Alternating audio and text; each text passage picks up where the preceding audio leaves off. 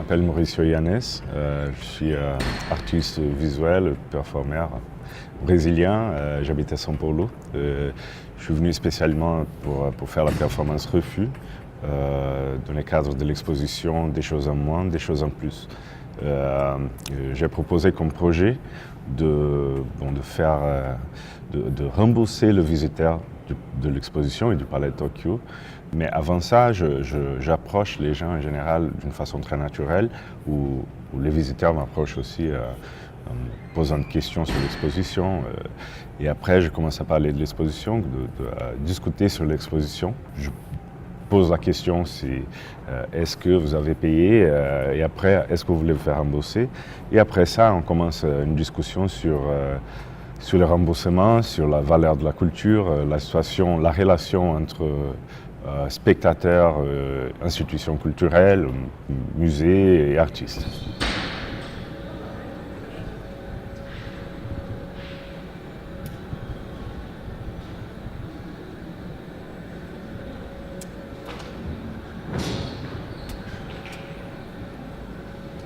J'essaie toujours dans mes actions de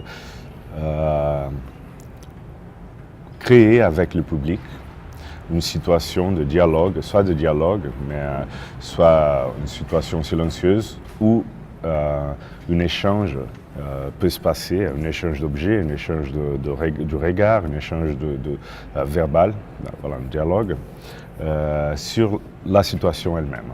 J'essaie toujours aussi de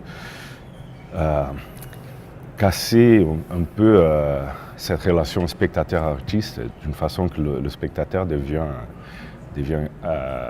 actif, devient un créateur avec moi. Je veux créer une réflexion, une relation sur la culture et la société et le rôle des institutions culturelles. Qu'est-ce que vous pensez de l'exposition? Eh bien, je la trouve très bien. J'aime beaucoup le principe de mélanger à la fois les performances. Il y a beaucoup de performances et du coup, c'est tout le temps d'activité. Les performances que je propose, bien sûr, elles changent beaucoup en fonction des endroits où je suis, où je présente les performances dans les pays, dans les villes. En France, c'est intéressant de proposer cette situation de remboursement dans une institution culturelle parce que, en fait, j'étais un peu étonné même, parce que la plupart des gens ne veulent pas se faire rembourser.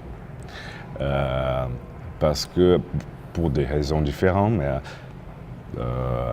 une des raisons qu'ils disent est que payer pour entrer dans une institution culturelle, c'est presque un rituel de passage pour entrer dans le monde d'art. C'est intéressant de voir que la plupart des réponses négatives des gens qui ne veulent pas se faire rembourser sont des Français. La plupart des réponses positives sont des gens qui n'ont pas payé pour entrer au Palais de Tokyo, mais qui veulent participer de la performance et écrire sa réponse comme un acte politique. De dire que les institutions culturelles, la culture devrait être gratuite pour tout le monde.